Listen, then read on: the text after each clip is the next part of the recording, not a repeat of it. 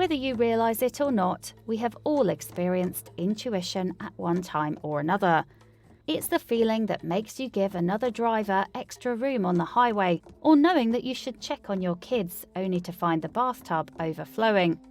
It's that feeling inside you that tells you something is off about a situation. It's like an inner push or compulsion to do something. It isn't a logical thought, it's a gut feeling, instinctual and visceral. Intuition is powerful when you let it be. It's our sixth sense as humans. Your intuition is always there, so you can choose to work with it anytime you want. The more you exercise your intuition and learn to notice and respond to its call, the better you will get. We are all interconnected with the universe. Our energy and matter is the same throughout the galaxy. In this way, we can receive messages from the universe through our intuition, if we are willing and able to listen. You might be wondering how you can develop your own intuition. A great place to start is with sitting down and learning to quiet your mind and trust your instincts. Sit in a quiet place and concentrate on a specific event or circumstance. See what initially pops into your head without any direct thought. See what insight comes about from this simple exercise. Another way to begin to develop your intuition is to find a quiet space with a pen and paper. Take a moment to calm your breathing and then concentrate on an event, or just ask yourself, what do you need in your life right now? Draw a symbol on the page. Do not think about what to draw, just draw from deep within yourself. Then interpret the symbol. This can be done on a variety of levels, as it does not have to be personal to you. You may want to concentrate on something else in the universe and see what message is revealed. It's important to become aware of all the subtle messages from the universe. Take time to notice various interactions or images recurring around you. Messages from the universe aren't generally loud and boisterous. They are subtle and require you to pay close attention. Look into your dreams for intuitive messages. Keep a dream journal and notice any repeating patterns or symbols that stand out. Interpret these in relation to your current state. You may want to use a dream interpretation book or website to help you get started. Just keep in mind that these are your images and may stand for something different than what's in the book or website. So use that information as a guide and not as hard truth. Intuition is an ability that must be developed, and to do that, you must trust yourself and the universe. Successfully navigating intuition requires patience and practice. It also requires that we hear the subtle messages we are given by the universe, knowing that our situations and experiences are oftentimes outside of the realm of scientific explanation. Let your intuition create more harmony in your life, both at home and at work. It is definitely worth your time to hone your intuitive skills and explore your own psychic abilities in order to connect with our own deep wisdom. Divination means using tools to gain information about the future, whether this is an actual prediction of future events or just one possibility of how the future might go. Divination tools have been around since humans began to ponder their future.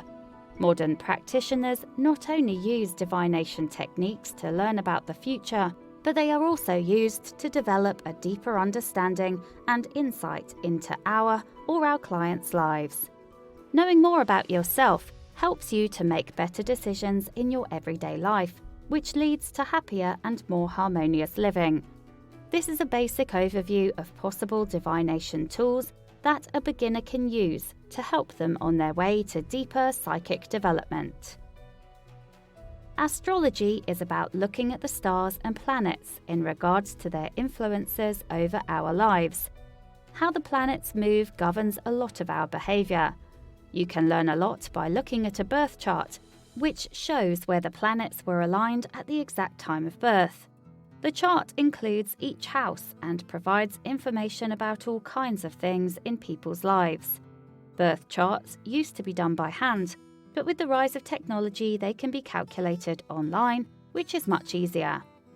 While you can learn the very basics of astrology by reading a few books, astrology is a career path that takes many years to fully master.